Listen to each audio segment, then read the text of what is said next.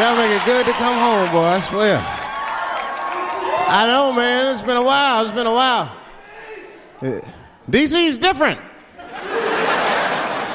I've been gone, man. It took me years to be able to do this show, boy. DC has changed. It's different now.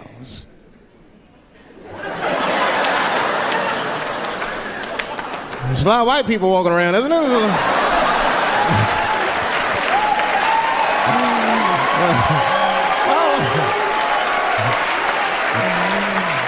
I mean, I left DC in the 80s.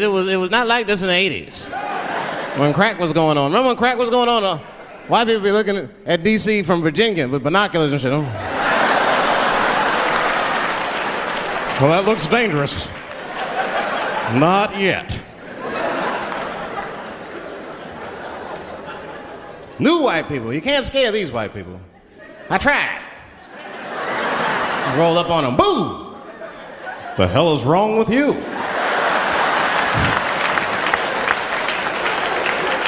Those days are over. I'm glad that, I mean, that's when that white friend comes in handy. Uh-oh, Ernie, you want to get this one? Come on now. Do something. So black people are very afraid of the police. That is a big part of our culture. No matter how rich you are, how old you are. We're just afraid of them. We got every reason to be afraid of them. You know what I mean? Like, you're a white lady. You ever been pulled over before? You know, and then what they say, let me see your driver's license and your registration, right? See, I'm just guessing. That's not what they say to us. I mean, you wouldn't believe what they say to us. Spread your cheeks and lift your sack. Like, what the fuck? Excuse me? You heard me. Spread open your cheeks and lift your sack. I got a driver's license, too. There's easier ways to prove who I am and shit. What does that prove? I can't go to the bank like that. Cash my check. What do you mean you don't have any ID? Wait a minute.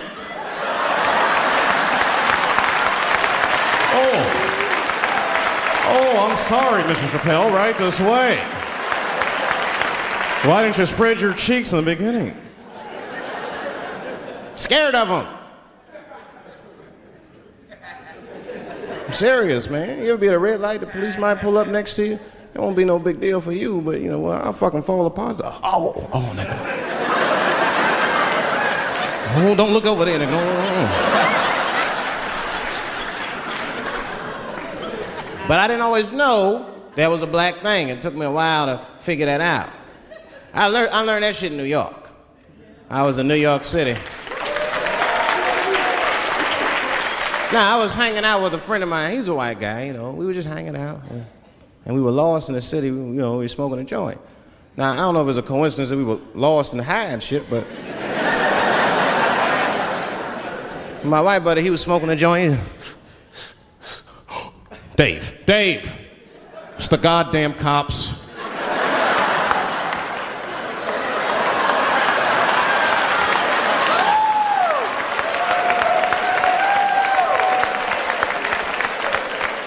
I'm gonna ask him for directions.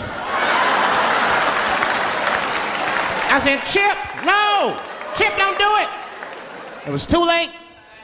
He was walking over there, this man was high as shit. Excuse me, sir. Touching him and shit. Excuse me. Need some information. Start confessing things you shouldn't confess. I'm a little high. All I want to know, which way is 3rd Street? The cop was like, hey, take it easy. You're on 3rd Street. You better be careful. Go ahead, move it. Move it. And that's all that happened. That's the end of the story. Now, I know that's not amazing to some of you, but yeah, as one of these black fellas, that shit is fucking incredible, isn't it? I'm saying a black man would never dream of talking to the police high. That's a waste of weed.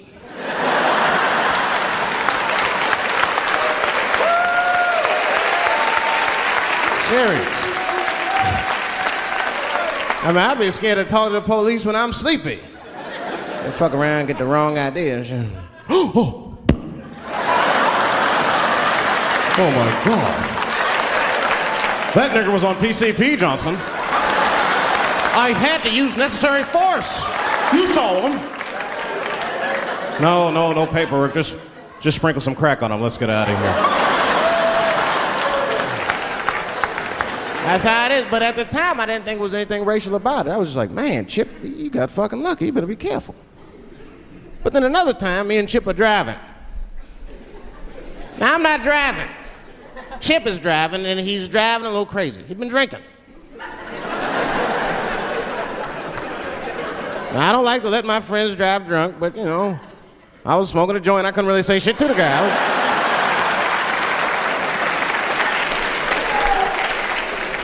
And we get at a red light. We stop at a red light, and a car pulls up next to us, and I'll never forget it. Chippy looks at me, he's all drunk, and she's like, Dave, I'm gonna race him.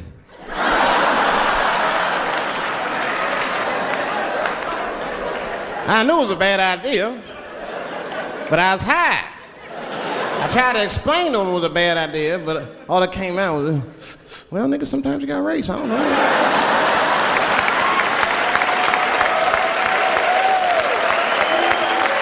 Man, that light turned green and Chip took off, zigzagging and shit so no one could pass me. The other car didn't even know he was racing.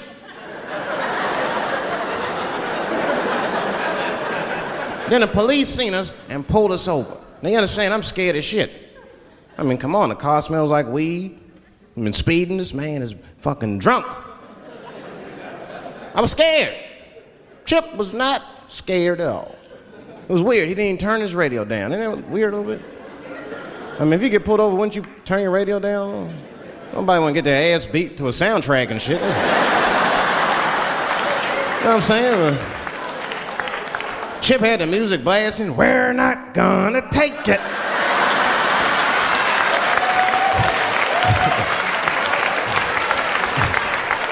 He looked at me and said, Dave, just relax. Close your butt cheeks. Just relax. Let me do the talking. You wanna know what he said? This is almost exactly what he said. I couldn't believe it. He says, oh. Sorry, officer, I didn't know I couldn't do that. I was fucking shocked. The cop said, well, now you know. Just get out of here. Just get the fuck out of here. Chip said, okay, I will, sir. Thank you. What? What's wrong with you, Dave? I didn't know I couldn't do that. He said, that was good, wasn't it? Because I did know I couldn't do that.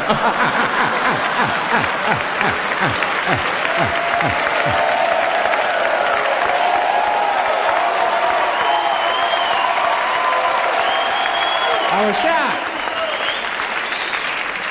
I wasn't shocked at the audacity of it. I was just shocked because I would have never thought to say that. I don't think any black dude would think to say that because they know we know the law. Every black dude in this room is a qualified paralegal and shit. He knows the law.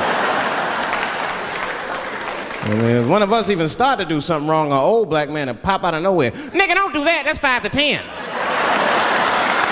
Watch out. Well, we know the laws and the penalties. Guy Chip didn't even know he couldn't race. I'm not saying I don't like police. I'm not saying that. I'm saying I'm just scared of them. Nothing wrong with that. Sometimes we want to call them too. Somebody broke into my house once. It's a good time to call them, but I don't. The house is too nice. It ain't a real nice house, but they never believe I lived in it. Oh, he's still here. Oh my God. Open and shut case, Johnson. I saw this once before when I was a rookie. Apparently this nigger broke in and hung up pictures of his family everywhere. Well, Let's sprinkle some crack on them and get out of here.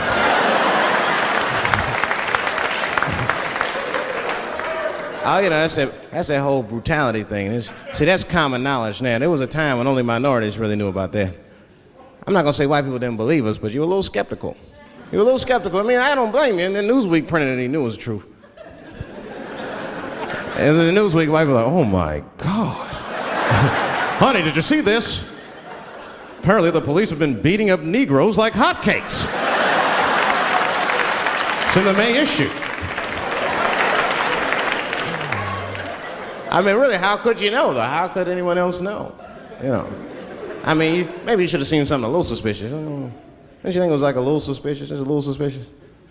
Every dead black person the police find has crack sprinkled on them. I mean, come on, man. Come on, man. Who gets shot and sprinkles crack on themselves? Nobody would do that. Bam! Oh!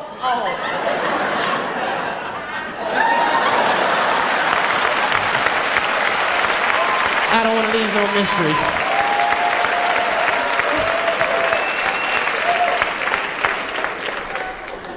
But I'm a paranoid guy, you know, that's how I am. I'll be scared to call 911 for anything, even if it's like a fire or anything. Because they tape those phone calls. I see the shows, they tape them, and then they play them on television. That's fucked up. Now, I'll say anything if I'm scared. That shit is private, you know what I mean? What if I get killed? They start playing that 911 tape on the news, I'm dead, I can't explain myself to my buddies and shit. We watching the news. We have Reg Chapman on the scene. Reg, what's going on out there? It always takes a guy on the scene a minute. Hi, Bob. Hi, yes, we just got hold of a copy of Dave Chappelle's Frantic. 911 emergency call.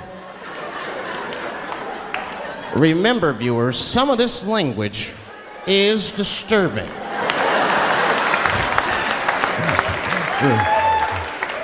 Hello, emergency. Help! Help, motherfucker, they're coming to get me! Just calm down, sir, where are you? Oh, I shit on myself. I can't stop crying. They play that shit 30, 40 times a day. All my buddies will be at my funeral looking at me. You know, Dave shit on himself right before men gathering outside of my house, and it looks like they mean business. Get out here, nigger! I gotta go. You guys try and hurry.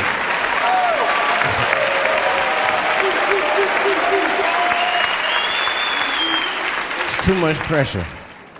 That's my problem. I can't handle pressure. Sometimes pressure make me talk different. I'm serious. You ever have like that social pressure? You ever talk to somebody who's fake and they make you fake? Like, that kind of deal, like, hey, how you doing? You're like, fine, how are you? And you're like, I don't even talk like that. I get sick of that shit.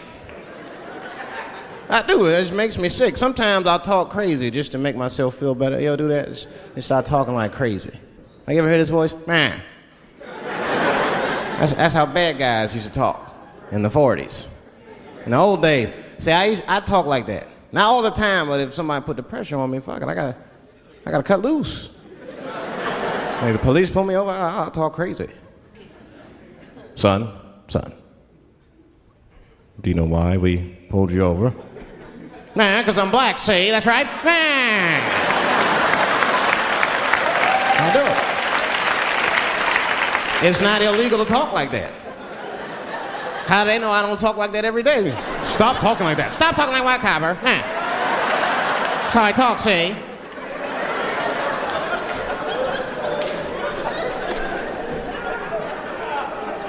You gotta make life interesting like that, because the shit is flimsy. Life is flimsy. You think you're gonna live forever, you ain't not gonna live forever. It's dangerous out here. We know what's going on. I travel now, you know. I used to think D.C. had the roughest ghettos in the country. Nah, nigga, I have seen some shit now. Oh, there's some rough areas outside of D.C. Yeah, everybody should go to the ghetto. I was taken to the ghetto one time. That's the worst. When you get taken and you're not expecting to go. You know, usually you want to know when you're going to the ghetto, like, I'm going to see some wild shit. I got to prepare myself. I'm going to see something crazy. When you're taken, it's different. I had a limousine driver. It was after a show. It was late at night. It was like 3 in the morning. I had a limousine driver. He was a nice guy, talking to me and shit. Oh, hey, where you from, dog? D.C.? Word? That's a rough city, man. And his cell phone started ringing. Hold on 1 second. Hello? Oh, what's up, nigga? What? What the fuck? Slow down. What the fuck? No! No! No! Fuck that, nigga. Fuck it. I'm on my way.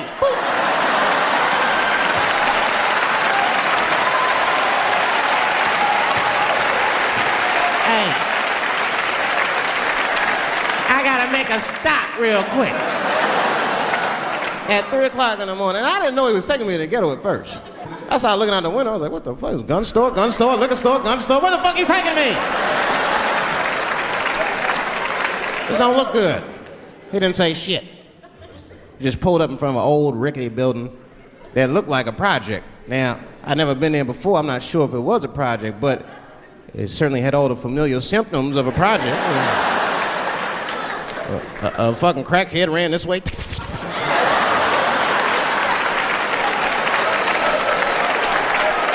And then another one jumped out of a tree and shit. And I said, I'll be right back. And left me. Took the keys with him and just left me. At 3 o'clock in the morning, in front of a project, in a fucking limousine. This was not good. I was like, man, I gotta look around and see if I can see some landmarks and figure out where I'm at. Might have to escape on foot. Now, this is when I knew I was in a bad neighborhood. You only see this in the worst neighborhoods. Remember, it's 3 o'clock in the morning. It's 3 o'clock in the morning. I look out the window. It was a fucking baby standing on a corner. Look at this. And the baby didn't even look scared. He was just standing there.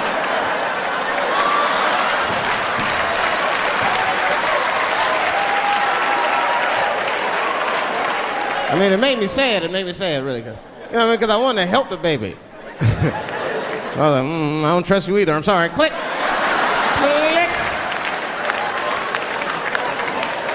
The old baby on the corner trick, eh?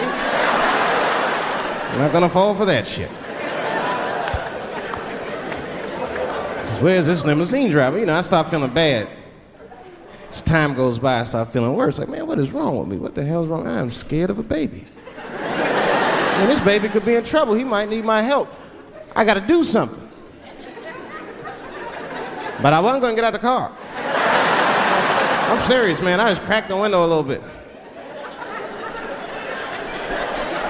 There's an old limousine. I could roll it down.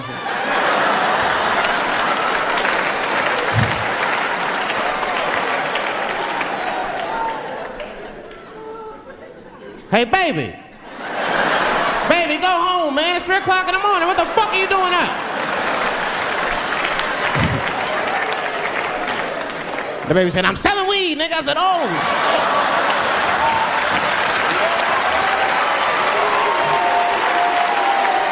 I wasn't expecting that.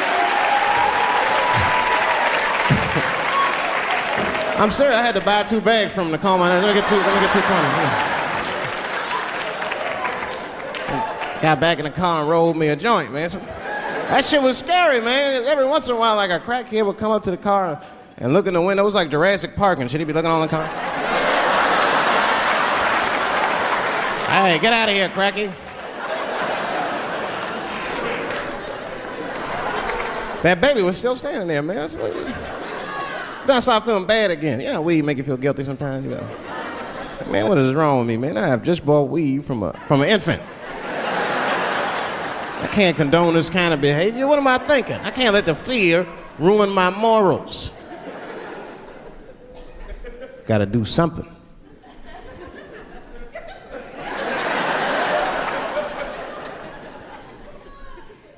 Hey, baby. Stop selling weed, all right? You got your whole life ahead of you. He said, fuck you, nigga, I got kids to feed. I said, God damn.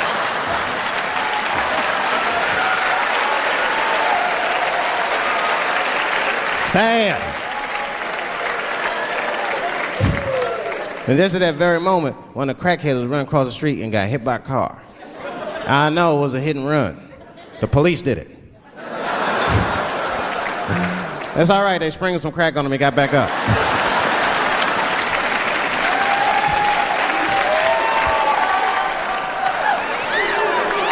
Yeah, I'll be seeing that kind of shit, man.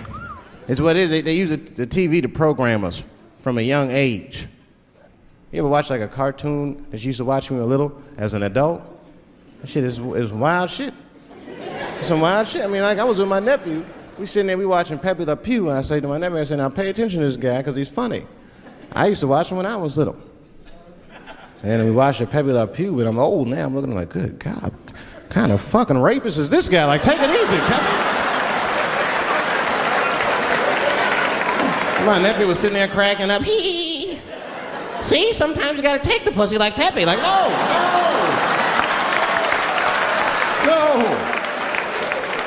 I had to turn the channel real quick. I turned on Sesame Street. I said, oh, whew, Sesame Street. This is much better because now he'll learn how to count and spell. But now I'm watching it as an adult and I realize Sesame Street teaches kids other things. It teaches kids how to judge people and label people. That's right. They got a character on there named Oscar. They treat this guy like shit the entire show. They judge him right in his face. Oscar, you are so mean. Isn't he, kids? Yeah, Oscar. You're a grouch. It's like, bitch, I live in a fucking trash can. I'm the poorest motherfucker on Sesame Street. Nobody's helping me. Then you wonder why your kids grow up and step over homeless people. Get it together, grouch. Get a job, grouch. So don't even tell me how to get to Sesame Street. That is a terrible place. I wouldn't go there if I knew the way. Who would want to live in a neighborhood like that? Fucking 6-foot pigeons walking around. And an elephant that's a junkie. Hi, bird. Yeah, that's right, Snuffy. Hi, bird, I'm sick. I need some smack, bird.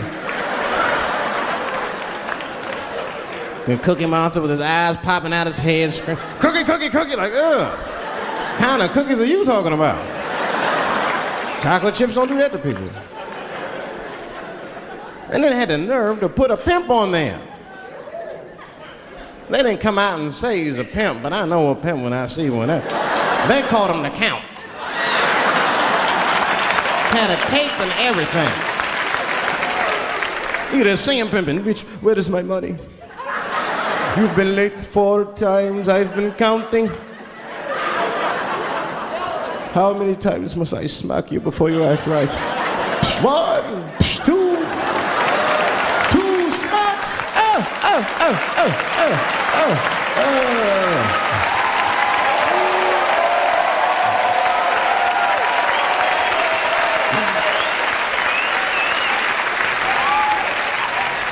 That's the thing, there's so much stuff to worry about. You know, the more you know, the more you don't know and shit. You know, like a lot of people be telling me, Dave, you know, you just gotta relax. The racism thing be bugging you too much. And I be thinking about it. Sometimes shit'll happen. You know, a lot of black people can relate to this. Have you ever had something happen that was so racist that you didn't even get mad? You were just like, God damn, that was racist.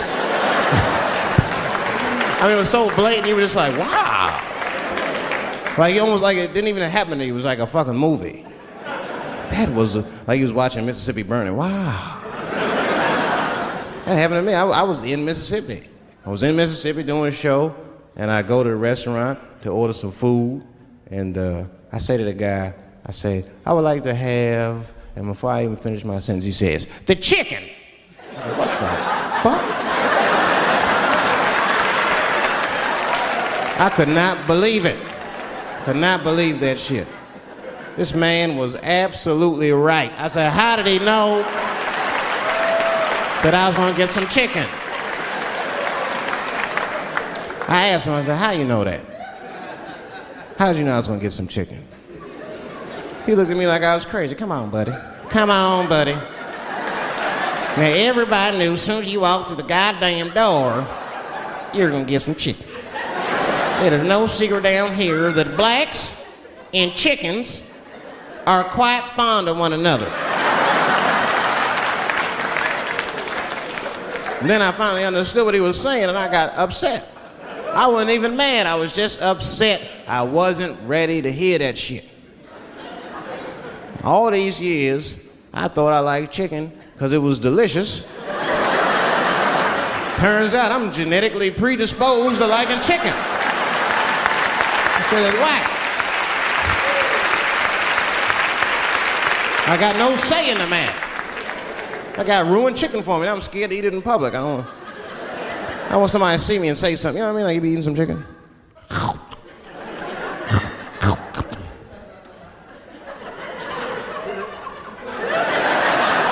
Look at him. He loves it.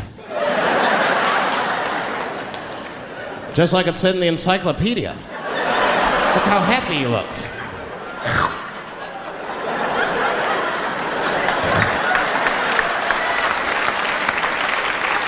Sometimes this world be too much to deal with. That show business be crazy. That's where the cultures really collide. Show business bring a lot of races together. Sometimes it works, sometimes it don't. This is one thing that happens that's funny. You know, sometimes I'll be on a business call, right? You know, like with a lawyer or something. You know, my lawyers be white, and they're like, we'll be on a call, right? And they'll be like, oh, okay, Dave, we're gonna close the deal. Is that fine with you? I'll be like, yeah, that's good for me. Great. You have a good weekend, Dave. I'll be like, all right, you too, man. Peace. Oh, all right, bye-bye.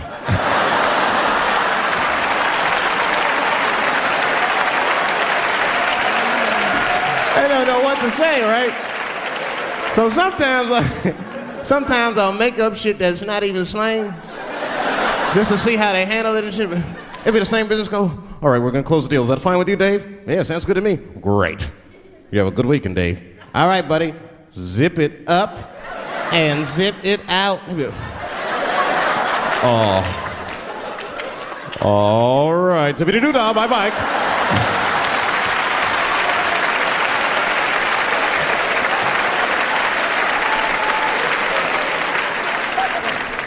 Sometimes, you know, racism works out in black people's favor. Now, it doesn't happen often. It happens very rarely, but when it happens, it is fucking sweet.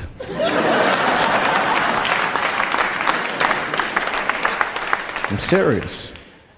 This one time racism saved my life, man. I was on a plane. I was coming from overseas, and I don't know how this guy got a machine gun on the plane, but he stood up, man. He said, "Everybody, get on the fucking ground. Nobody look at my face." I started freaking out. Because he was Chinese, I was like, why is he talking like that?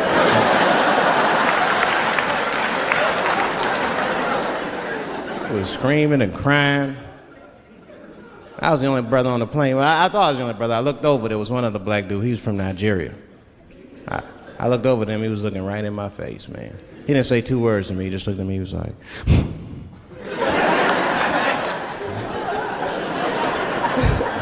He didn't need to talk. I knew just what he was talking about. I looked right back at him. I was like...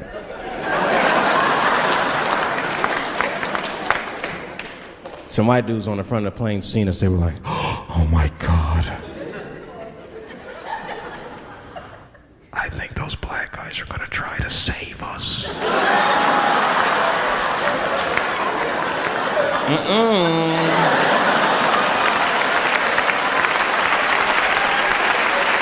We were just communicating that we understood the situation. We were both seeing the same thing. What we understood was simple. Terrorists don't take black hostages.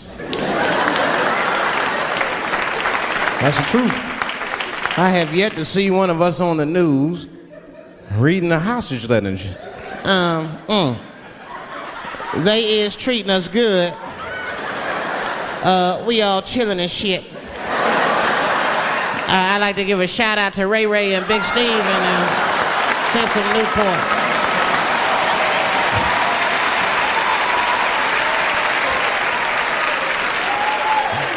You're not gonna see it. And terrorists are smart. They know what they're doing there, you know. They terrorists. They know it's black people's bad bargaining chips.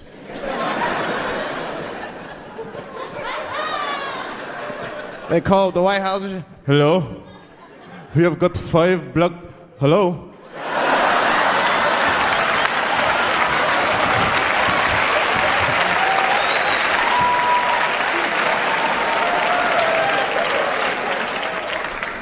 You'd be back in D.C. You know, I was thinking, man, this is an election year. I'm gonna ask you, you're a white guy, do you know who you're voting for yet? Don't know, do you? Now you see that? You see what just happened here? Let me tell you something, that is a cultural thing. He knows who he's gonna vote for, he's just not gonna tell me. See, I've noticed that. That is a cultural thing. White people do not like to talk about their political affiliations. It's a secret. You ever ask a white guy who's voting for you? Hey, Bob, who are you gonna vote for? Dave, whoa. Well, take it easy now. Take it easy. So anyway, I was fucking my wife in her ass, right? And I mean, it was something else. Yeah, but who are you voting for? Dave, come on with the voting. I'm trying to tell you about fucking my wife, and you're asking me all these personal questions. They don't like to divulge that information because it matters to them. Black people talk about that shit. Black people will openly talk about politics. Black people will openly talk about beating up politicians and shit. If I see George Bush, I'll kick his motherfucking ass for cutting my Medicaid. Okay, say it. Black people just say it. But there's a reason for that. It matters more for them. It matters more. Black people see even when I vote, right? Which I don't. But even when I think about who I would vote for, right? I don't even look at their political policies. I just look at their character. You know what I'm saying now? You gotta read, no, I'm serious. You gotta read between the lines. Like, you know, you look at Clinton, and black people like Clinton, because we've seen him on the campaign. I saw one thing on the campaign trail. He actually just picked a black baby up and kissed him. Come here, you little nigger baby. Mwah! Just kiss him. I said, again, I'm not looking at his politics.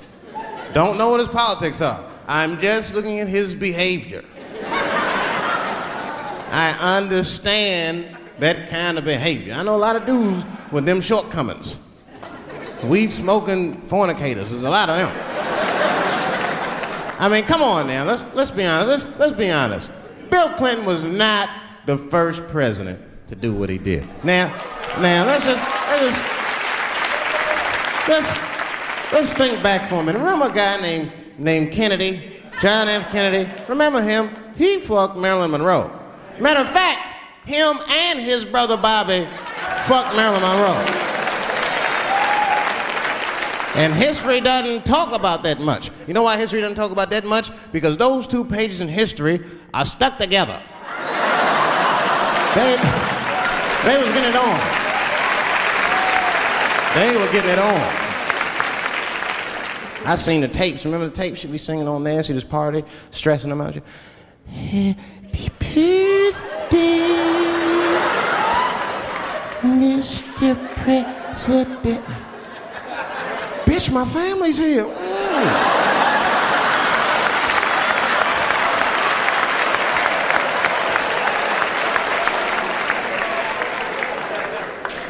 Clinton did the same thing, but he didn't do it like that. Because it's the year 2000, he's busier than Kennedy was. He was a busy man. Clinton did that kind of thing the way busy men do it. You know what busy men do? They fuck who's close to them. I can tell that's what Clinton was up to. Look like he just stuck his head out the office door and shit. Oh boy. You, come here. I made my penis suck for my 3:30, come on. Oh boy. He's probably looking at Kennedy's picture and shit. Oh. Oh.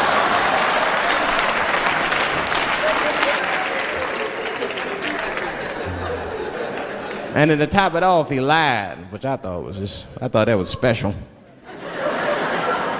I did, man. I know how he did. I've been accused of having sex with a girl I did not have sex with before, and let me tell you something, that shit is infuriating. You ever go through that? You know, it'll make you crazy. You be screaming at your best friends, I didn't touch that bitch, nigga, I'll kill you. Fuck you, nigga, I'll kill you. Please believe me. Please believe me.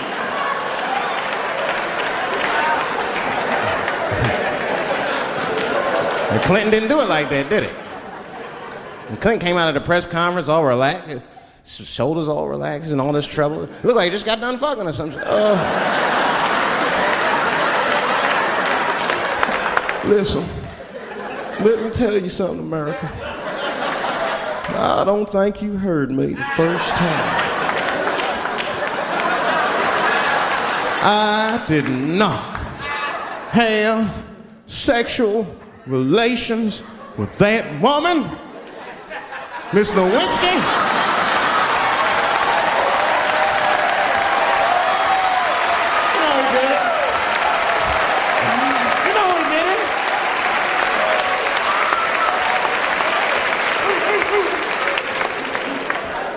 Everybody knew what that finger smelled like. Nobody cared. Nobody cared. We all watched. We was disgusted, but we kept watching the news. I know I did. I was taping it. See, I'd be at the crib like, baby, turn the lights off. The news is coming on. Every week on 60 Minutes was a different girl accusing Clinton. Remember Kathleen Willey came out? She was upset. The president called me into his office. He began massaging my breast slowly. I'm sorry.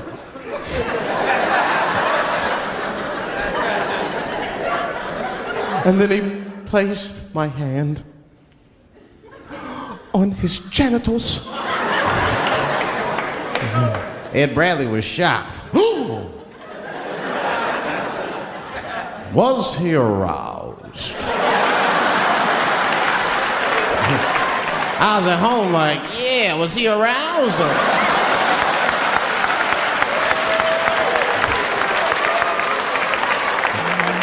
And then Ed Bradley looked right in the camera. He said, don't bust that nut yet. We'll be right back.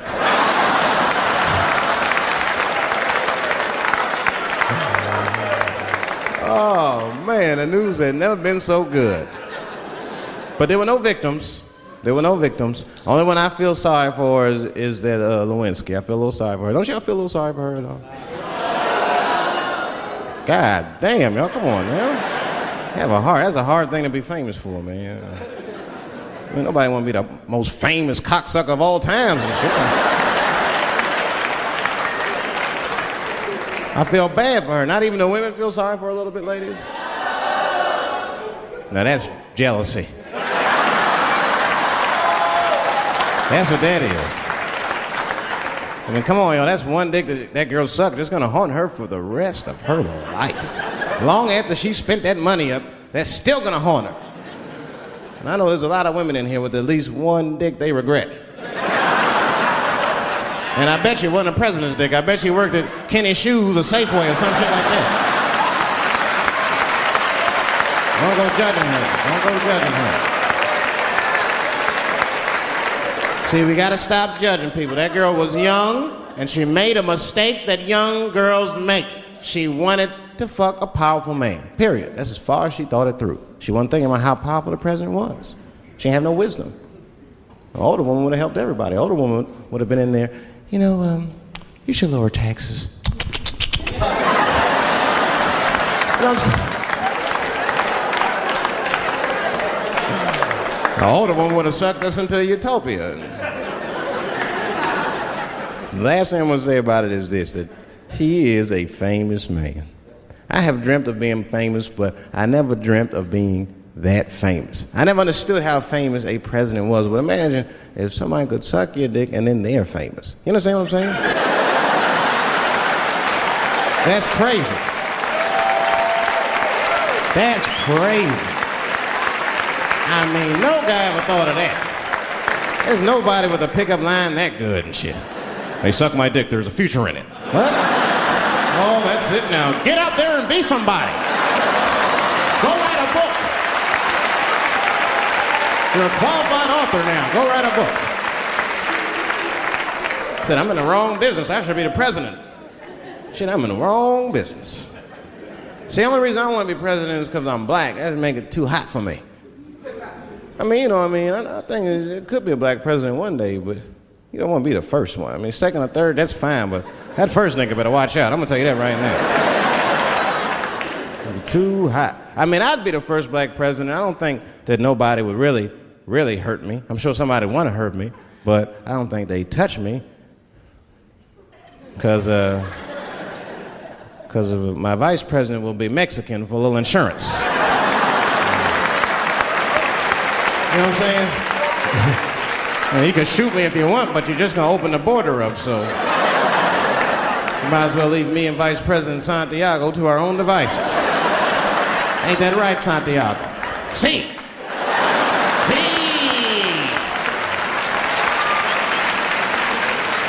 Elian can stay.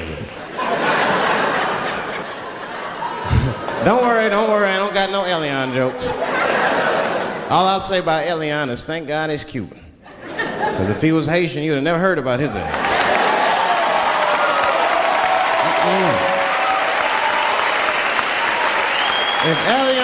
If Elian Gonzalez was Elian Mamumbo from Haiti, they'd have pushed that little rubber tube right back in the water. Sorry, fella, all full. Good luck. The only thing in our society that bothers me the most is the way that men and women don't get along no more. That's really what's bugging me about it. Men and women just don't get along. Like, I hear women say this all the time. I know a lot of you sisters be like, chivalry is dead. Don't you? Don't y'all feel that way? Like men aren't gentlemen anymore? That's right. Chivalry is dead. And women killed it.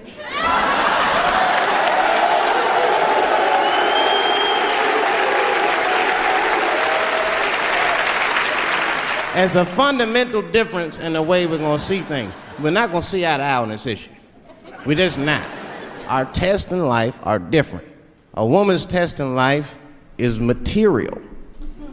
A man's test in life is a woman. Now, by test, I mean that those are the things that we desire. Men have nice cars. Not because they like nice cars, because they know women like nice cars. That's how it goes. Because men are hunters, and the car is the bait. And a woman comes and says, ooh, nice Porsche. Gotcha, bitch. That's how it is. That's true. Come on now, you go to a woman's house, her house be comfortable as shit. Women love comfortable surroundings, so men get comfortable surroundings. But let me tell you something. If a man could fuck a woman in a cardboard box, he wouldn't buy a house. But that's still not where chivalry got killed. Chivalry got killed by the feminist movement on the magazines that got women going crazy, because women got too much advice about men from other women. And they don't know what the fuck they're talking about.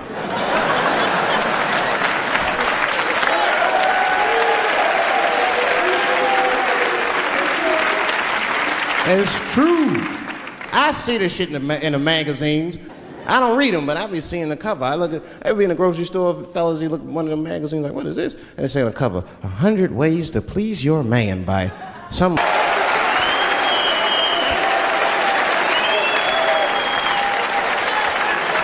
And then the magazines trick the women.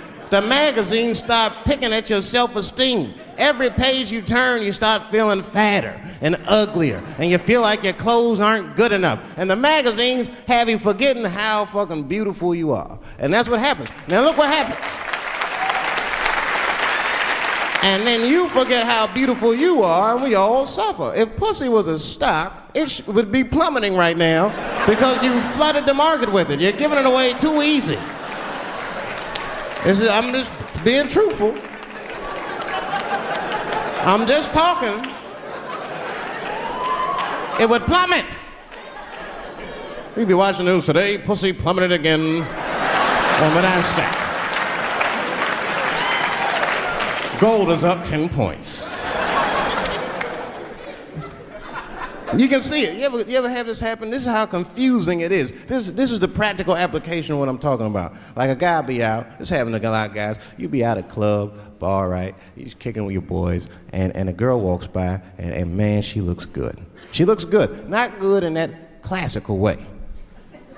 I mean, you know, I'm talking good like she got half her ass hanging out her skirt. Her titties are all mashed together, popping out the top of her turtleneck and shit.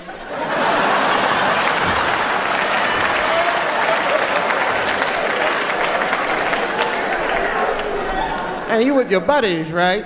You with your buddies, you got a couple drinks in you, and you see a girl like this, you might try to talk to her. This might not come out right. I don't know what you say, but damn, look at them titties! Right?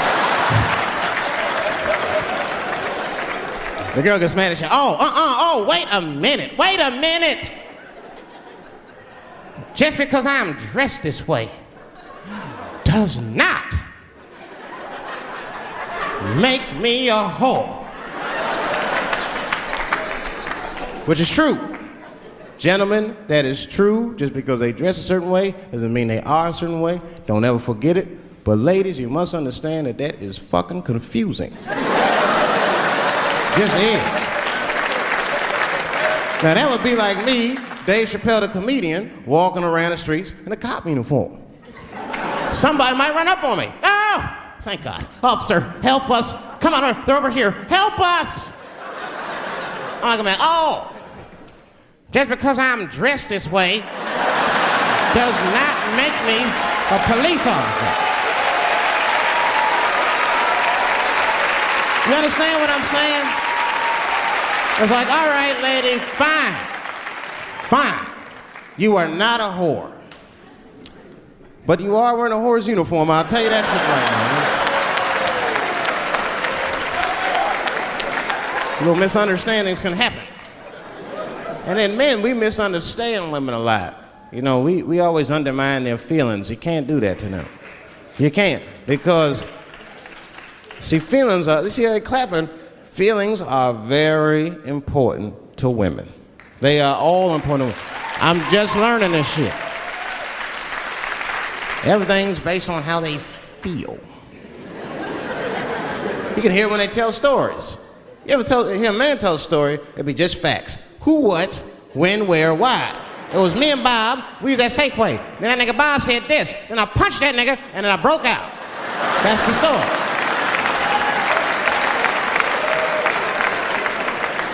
That's the story. Women tell stories, all these feelings. Well, first of all, you have to understand, I was on my period, and I just talked to my mother, so I was feeling like, God damn, there's too many feelings.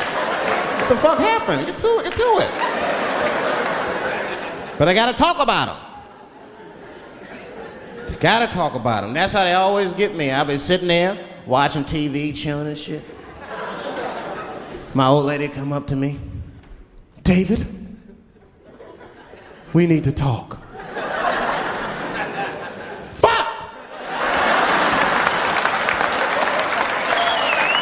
I don't say that out loud. That's how I feel inside. Because I know every time we need to talk about some shit that I gotta do. We don't ever have to talk about anything she needs to do.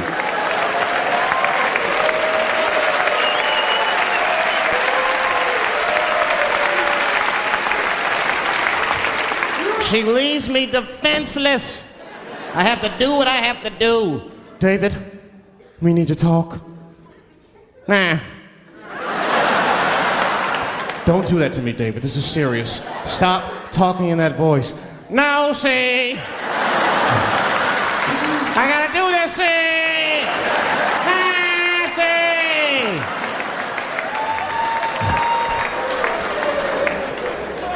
I complain, but I'm happy I'm with somebody. I don't want to be single.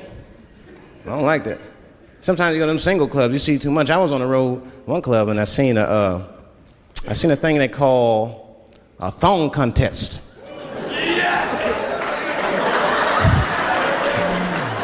Yeah, I seen a thong contest. Scandalous. Yeah, it's some scandalous shit, all right. I couldn't get over that, man. Because the DJ, you know, I was dancing with a girl, and the DJ said, everybody that wants to be in the thong contest, please report to the DJ booth. The girl was like, excuse me. They put on that song, let me see some thong, thong, thong, thong, thong, thong. Them girls was going off. Some of them pulled their pants down, some of them pulled their skirts up, all of them just shaking their butt. Some of them didn't even have underwear on, they was just fucking shaking their butt. I mean, really, I was fucking disgusted. But I couldn't turn away.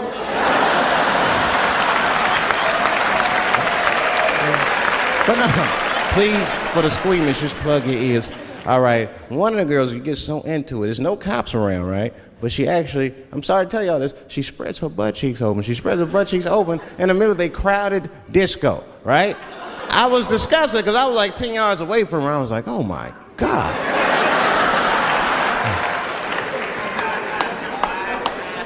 Is that her birth canal? Oh, it gets worse.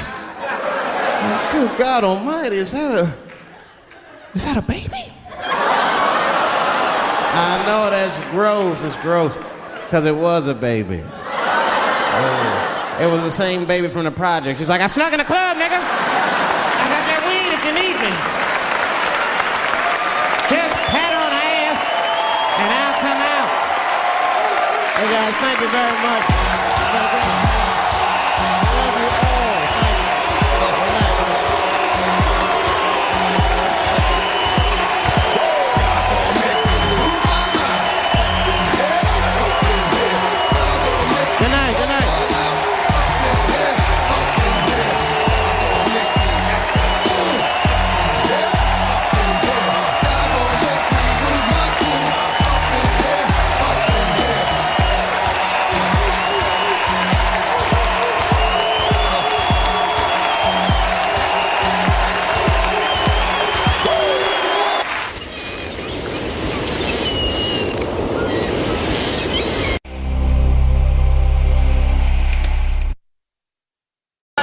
I know it's fucked up, but I tell you the truth. You know, everything's funny. Everything's funny till it happens to you. 3 months, a mere 3 months after that terrible attack that Chris Rock endured, I was on stage at the Hollywood Bowl, and a lunatic jumped out of the crowd and attacked me. Now, I gotta tell you, if it happens to you, you don't even know what the fuck is happening. It was like slow motion. I just looked over. I don't know this nigga. And I was looking. I said, oh my God, I'm being attacked. And this motherfucker was ragged. He jumped at me. He was like, ah! I'm old, but I'm fast. I caught this motherfucker's head with my hand and pulled his hoodie over his eyes. I can still feel his head in my hand. It was spongy. He had been growing dreadlocks. Not the beautiful dreads that Rastafarians grow. These were accidental LA homeless dreads. This shit had leaves and sticks and bottle caps and shit in it. Some kind of grease. I was like, ugh, like this. And then I fell down. And he knocked me all the way on the ground. And I was like, man, this is a bad situation. I'm like, I don't know if I'm gonna die or what's gonna happen. But in that moment of vulnerability, you know what occurred to me that had never occurred to me before in my life? In that moment, it occurred to me that bodyguards should not wear dress shoes to work. Travis! This nigga Travis came out slipping and sliding on some kind of beautiful loafer and fell flat on his back. I said, oh my God. Now both of us are down. I gotta handle this shit myself. So I popped that back, boom. And then the kid that knocked me down, he popped out, boom, and we looked at each other and realized at the same time, I was bigger than him. And that motherfucker took off running. And I started to chase him, and I said, fuck him. And I picked the microphone up. So I'm gonna finish this show now. That's right.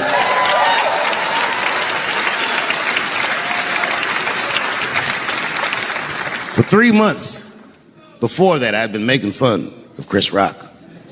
And people would ask me all the time. They'd say, Dave, what would you do if you were Chris Rock and Will Smith slapped you in the face? And to this day, the answer is the same. Well, I don't know what I would have done. I've never been in a situation that extreme. But I do know now what Will Smith would not have done. And that is enjoy the rest of his evening. Man, listen. We gave that kid a good while. We was whooping his ass. Not we. I mean, I was on stage trying to think of a joke to tell, but they was beating this nigga up right behind me. Everybody could see it. Everybody could see it. And I'm sitting up there trying to think of what to say. And I'm tongue-tied. Me, of all people, can't think of anything to say. Look at my karma. Just that moment. Of all the people in the world, Chris Rock walks from backstage, walks up to me in front of 20,000 people, grabs the mic out of my hands and looks at the crowd and goes, "Was that Will Smith?" Man, motherfuckers fell out of their chairs laughing. I was standing there looking stupid. I was fucking furious because I'm thinking in my mind, nigga, this is my attack. You got attacked 3 months ago. Now you have jokes. So I snatched the mic back from Chris and tried to get one off, but my shit did not go good at all. I didn't know what to say. I was just like, it was a trans man. And the crowd was like, boo. It's LA, we like trans people, boo. I know, I felt so bad. I felt so bad. But I know why I did it. You'd have to be there to understand, but man, when that guy tackled me, it was like it's like a movie or something. You gotta picture this. Picture a famous person you like. Every famous person you could imagine was at that show. It was like the biggest night that Hollywood had ever seen. And when that guy tackled me, he cleared the bleachers. I had to watch the tape afterwards to know this happened, but as soon as he tackled me, Jamie Foxx was the first motherfucker that jumped out of the crowd. He was wearing a white cowboy hat like he knew this shit was gonna happen to him. Never seen this nigga in a cowboy hat before. And Jamie started chasing that motherfucker around like any given Sunday. And that kid was fast as shit, was juking and shaking, and he broke Jamie's ankles, and he just kept running. And then Jon Stewart from The Daily Show ran from backstage and jumped at this motherfucker like Super Jew. He was like, ah! And the kid seen Jon coming, so he jumped back, and Jon went flying that way. And this kid was fast, and then he turned around. He sees the emergency exit. He starts running for the emergency exit. Just before he got to the door, motherfucking Puff Daddy from Bad Boy Records jumped in front of the door. That nigga was like,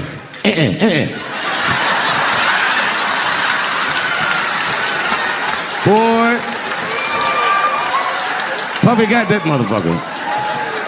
And then every celebrity just ran out because every celebrity saw themselves in me, and they just started beating the fuck out of that kid. And I know Chris was backstage looking like, nobody helped me.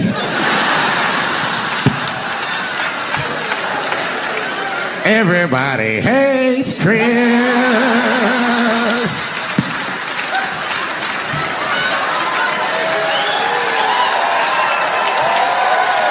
Thank you. Thank you. I like not knowing what's going to happen. I like making memories. Sometimes I do all this crazy around my colleagues just so that they can tell their friends I did it.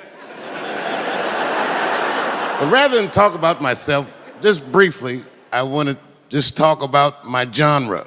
Stand-up comedy is an incredibly American genre. I don't think any other country could produce this many comedians. And unbeknownst to many people in this audience, I don't think there's opinion that it exists in this country that is not represented in a comedy club by somebody. Each and every one of you has a champion in the room. We watch you guys fight, but when we're together, we talk it out. I know comics that are very racist, and I watch them on stage, and everyone's laughing, and I'm like, that mother means that.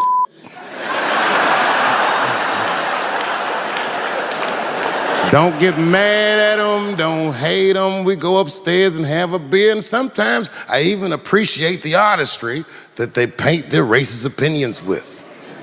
Man, it's not that serious. The First Amendment is first for a reason. The Second Amendment is just in case the first one doesn't work out. We gotta let some air out of the ball, man. The country's getting a little tight. It doesn't feel like it's ever felt in my lifetime. So tonight, I am honored that my colleagues are here in comedy and in music.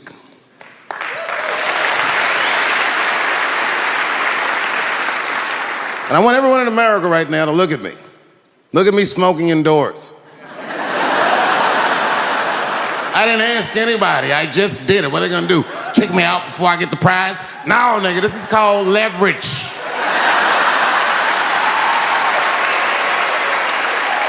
The thing that I liked best about tonight was that I saw so many people from different parts of my life, like friends that I grew up with here in DC, friends of mine from Ohio then and now, friends of mine from comedy clubs, all the musicians that blew my mind. You guys have no idea how you inspired me. I want to give a special shout out to my OG, Tony Woods. Miles Davis has a quote. It's one of my favorite. Miles Davis said so much cool shit, but one of the things he said I always loved, he said, it took me years to learn how to play like myself. You know, he would watch other musicians and he would try to play like Dizzy or Bird, or all the guys who were great. Tony Woods was my Dizzy and Bird if I was a Miles. I was trying to play like you. You were the first person I ever saw do it absolutely right. You were fearless and you told the truth. There's something so true about this genre, when done correctly, that I will fight anybody that gets a true practitioner of this art form's way, because I know you're wrong. This is the truth, and you are obstructing it. I'm not talking about the content, I'm talking about the art form. Do you understand? Do we have an agreement? And what I really wanted to say tonight, and I'm glad I get the platform to do it, I'm gay.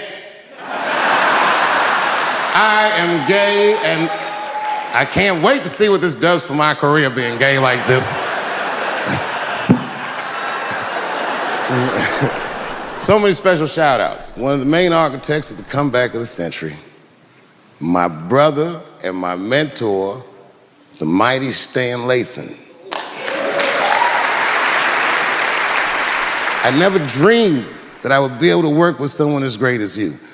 These last 5 specials, straight fire.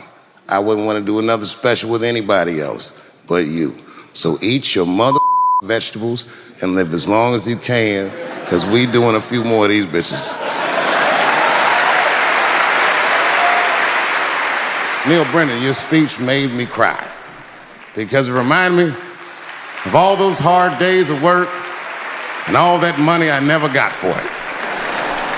The other real special shout out I gotta make, because none of this would have been possible on any level without this person, is my mother. Mom. My mother.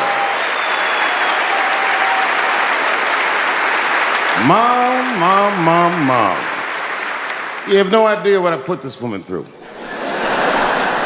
If you had just given birth to me, that would have been more than enough. But the fact that she raised me and raised me well, we had a real oral tradition in our house. I knew the word griot when I was a little boy. A griot was a person in Africa who's charged with keeping the stories of the village.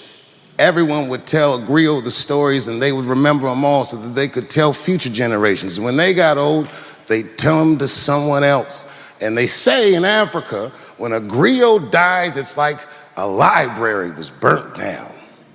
And my mother used to tell me, before I ever thought about doing comedy, she said, you should be a griot. And she'd fill me with every story of black life. You know, she's educated in African-American studies, and she would let me understand the context that I was being raised in, that I'm being raised in a hostile environment that I have to tame. By the time I was 14 years old, I was in nightclubs, mastering an adult world. It was terrifying. Crack epidemic was going on and my mother would hear gunshots outside and be scared to death. Maybe it's my son. But early in my career, if you remember, Mom, you used to sit in the club with me.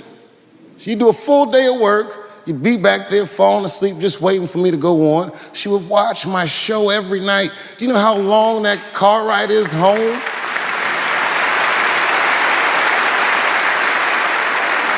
How many of you have ever heard your mother say, jokes were a little too much tonight, son?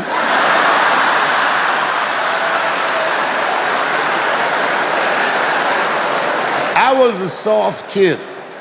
I was sensitive, I'd cry easy, and I would be scared to fist fight. And my mother used to tell me this thing, I don't even know if you remember, but you said this to me more than once. You said, son, sometimes you have to be a lion so you can be the lamb you really are. I talk this like a lion. I'm not afraid of any of you when it comes word to word. I will gab with the best of them, just so I can chill and be me. And that's why I love my art form, because I understand every practitioner of it. Whether I agree with them or not, I know where they're coming from. They want to be heard. They got something to say. There's something they notice. They just want to be understood. Love this genre. It saved my life. So tonight, Mom, I would like to honor you in a very special way that I cannot do on my own. But because now I'm a man with great and influential friends, I'd like to ask my man Thundercat to come out on the stage. Thundercat, the Mighty Most Def. Washington, D.C., thank you very much for giving me a home and a place to start. Today is officially Dave Chappelle Day in Washington, D.C. The mayor declared it last night.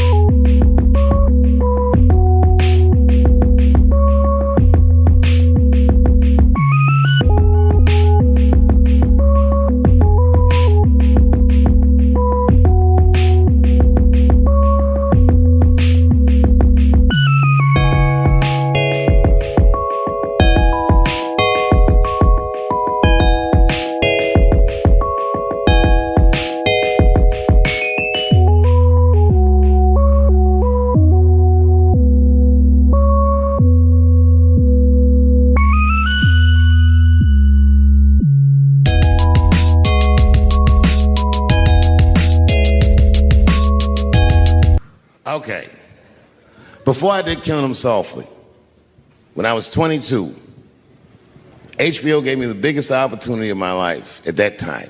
They gave me a half-hour special, but this shit was not like a special, you know what I mean? It was like, it was generic. It didn't even have a title. It was just Dave Chappelle.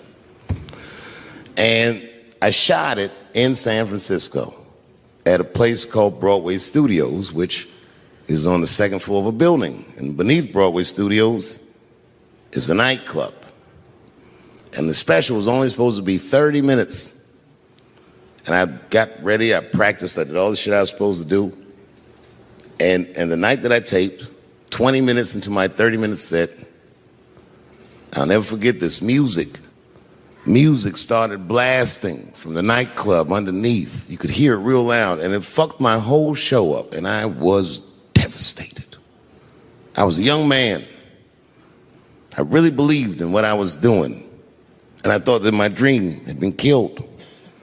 So when I got off stage, I ran down the steps to the alley behind Broadway Studios and where the control trucks are parked, and I kicked that motherfucking door open, and I started yelling at all the producers. I was nobody in show business, just a guy that believed in us. I said, man, you fucked everything up. That fucking music, what the fuck were you thinking? And there was a guy who was a big-time producer, I ain't saying no names, and he stood up and he said, hey, kid, sit the fuck down. He said, we didn't ruin anything. He said, we made a deal with that nightclub to not play music, and they didn't honor the deal. And I said, who didn't honor the deal? And he pointed to a guy. I'll never forget it. It was an old white man sitting in the Ford Taurus by himself. And he said, that guy right there. And I didn't waste no time or ask no questions. I went to that Ford Taurus and I beat on that window and I said, open the door, motherfucker, I want to talk to you. And that old man looked at me for 1 second and wisely drove the fuck off. And left me in the alley cussing at anybody who would listen. And 2 minutes later, literally 120 seconds later, couldn't have been any more than that, the doors of the kitchen in the alley of that nightclub underneath Broadway Studios flung open. And that old man was standing there, that same old man with reinforcements. He had 2 big goons with him, and he looked at me, and he was calm as a cucumber. He said, "You, come here. I want to talk to you." I didn't know anything about the streets at this age. But I found out later in my life that these men were Russian mobsters. And I don't know what you guys know about the Russian mob, but these are the niggas that killed Denzel in Training Day.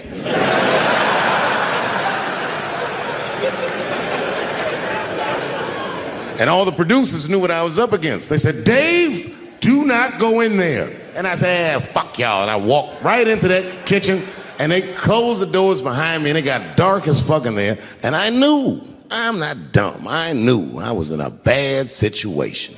But you have to understand, I believed in what I was doing, and I didn't give a fuck. Just kept cussing at these motherfuckers, telling them how they ruined my life. And that old man couldn't believe that I was talking all this shit. And as soon as I took a breath, he stopped me gently. He said, "Hey, kid, listen. Your friends lied to you." He said, "We made a deal, but your friends never paid me." And when he said that, I realized I was locked in a kitchen.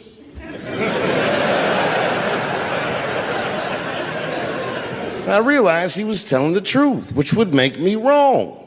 And the very moment that I realized I was wrong, for the first time, I was afraid.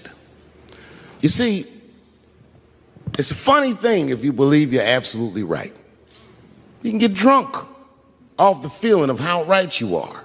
That's why gay people are so mean.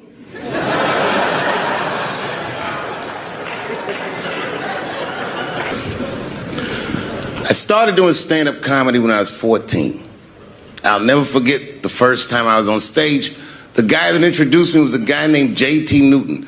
I'm 47. I can close my eyes and remember the introduction like it was yesterday. It went like this.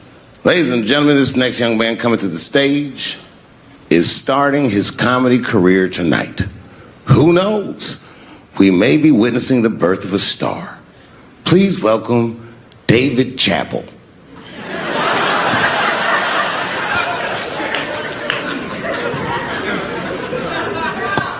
From the first time that I ever held a microphone, I was sure this was it. I knew I was home.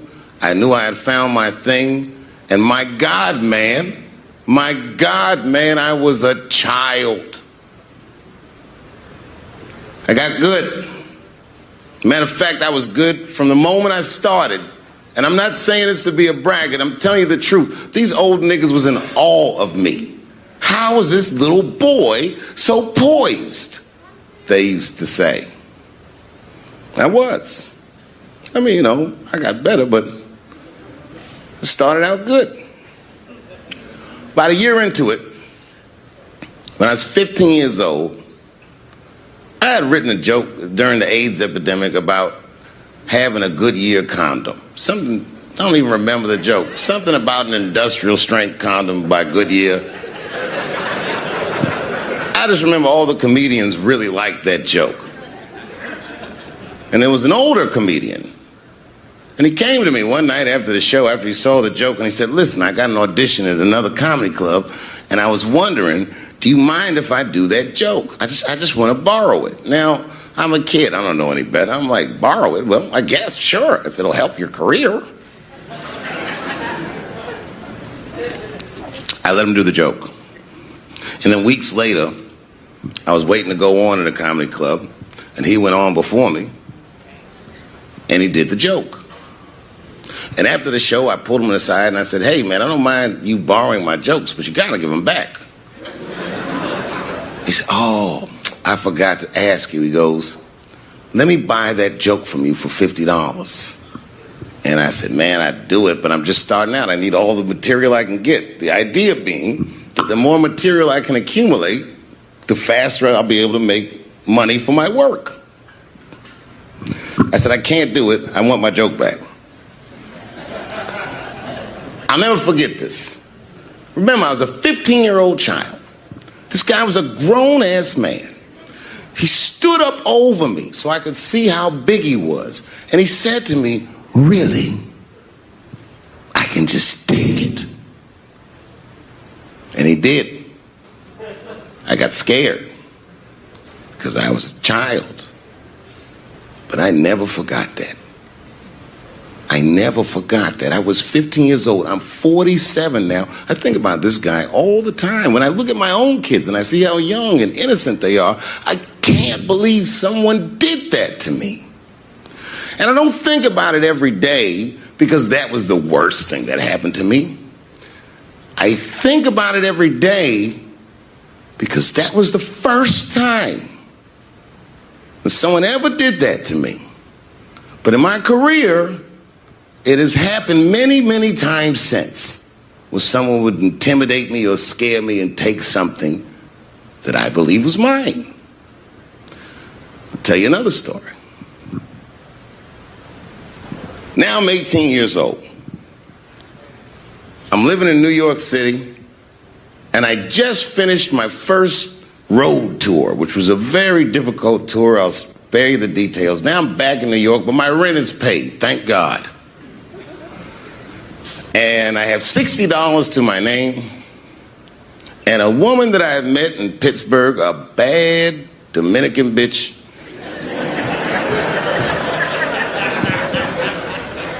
was coming to New York. She was going to spend the weekend with me. I couldn't wait for her to get there. She was coming that evening. But remember, I only had $60 for a whole weekend to entertain a bad bitch.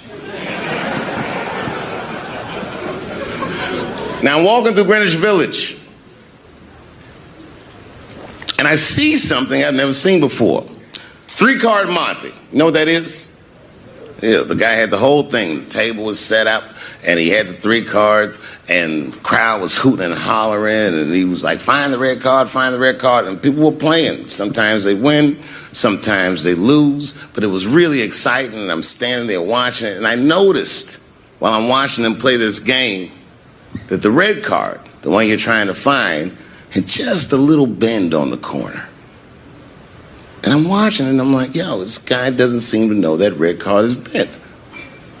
I'm going to beat this motherfucker. And I walked up to the table, and I said, let me play a hand. And I put my last $60 on that table, and he starts to shuffle and find the red card, find the red card. And I kept watching that bent card go around the table, make sure I kept my eyes on that bent card. And when he stopped shuffling, and he said, find the red card, I pointed to it with confidence.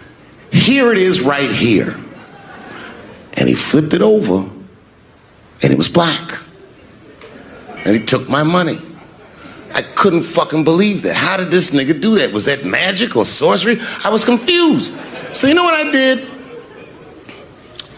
I sat there and I watched him for a real long time play the game. And I realized that all those people who was doing all that hooting and hollering and betting, my God, they were his friends. They were in on the whole thing. I felt so wronged. I felt so stupid. And then the next sucker came up to the table and was about to put his money down. And I said, fuck that, man. Don't put your money there. All these niggas is in on it. It's a trick. And when I said that, the guy that was dealing, and this motherfucker was huge, snatched me up by my collar. Feel how strong he was when he grabbed me. I was a skinny little guy. And he was going to maul me. And the only reason he didn't, I'm sure, is because he saw the fear in my face. And that fear, he looked at me. I saw his eyes go from hard to soft. He softened. Then he looked at me like the way a father would look at a child. And he said to me, young man, don't ever come between a man and his meal. I never forgot that either.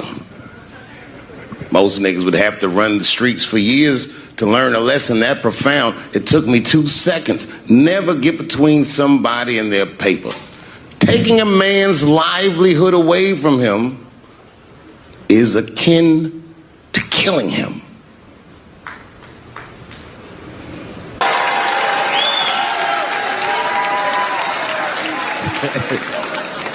Look, it was way more intense than what you guys might have read. I don't know what you read, but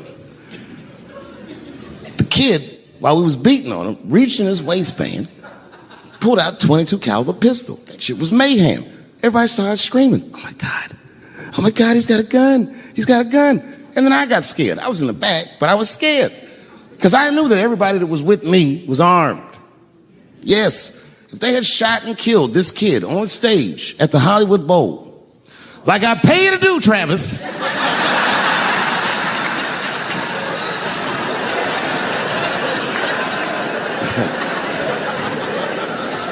But Travis G'd up. Travis wrestled the gun out of the kid's hand, and then he took it like this and tried to chamber the round, and he couldn't.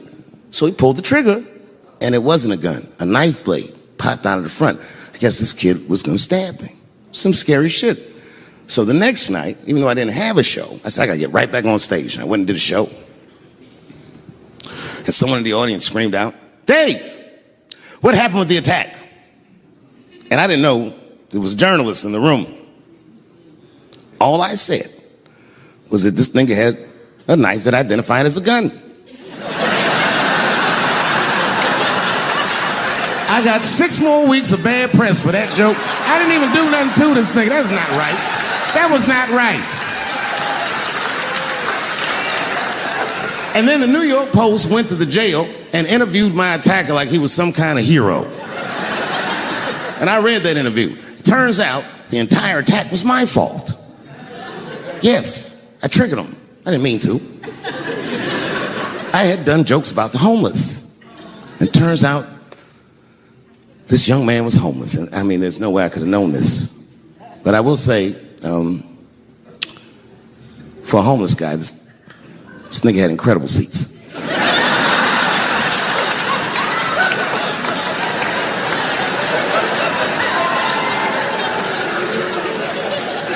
Oh, and they said I triggered him because I had done LBGTQ jokes, and it turns out this fella was a bee.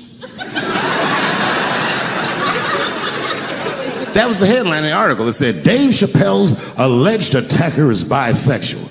I said, alleged attacker? This motherfucker definitely attacked me. I'll show you the tape. He's allegedly bisexual. I'm gonna need to see him suck somebody's dick before I believe the rest of this article.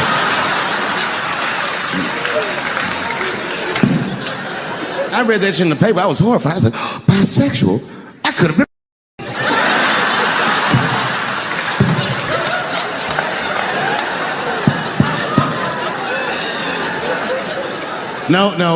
No, you know what though? It's not funny because after all that madness ensued, I went to the hotel room. I was by myself and I opened the door and my wife was in there alone. She was sobbing, like sobbing. I said, "Oh my God, what's wrong with you, bitch? Did you get attacked too?"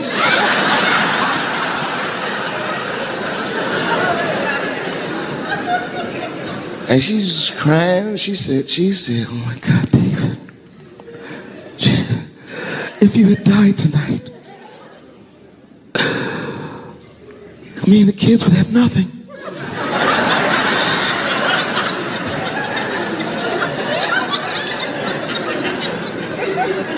Then I knew it was serious. So I sat down on the bed next to her. And I reached in my pocket, I pulled some keys out that she had never seen before. She said, "What are those keys?" And I gently placed them in her hands. I said, "Sweetheart, those are the keys to my safe deposit box. God forbid anything ever happen to me. But if it does, don't even worry about it. You and the kids have everything you need in that box. I've already taken care of it."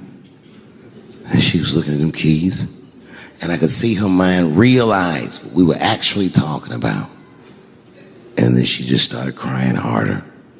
And to be honest with you, that made me cry a little bit too. And we hugged each other real tight.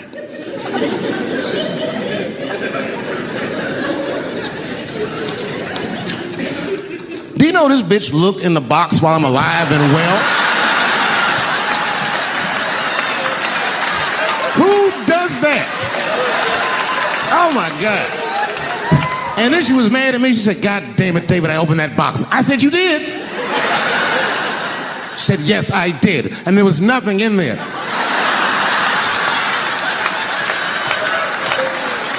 I said, nothing? Oh. She said, nothing except your stupid joke book. I said, whoosh. She said, well, sweetie, look. If you tell those jokes exactly how they're written, you and the kids should be fine. They're really good jokes.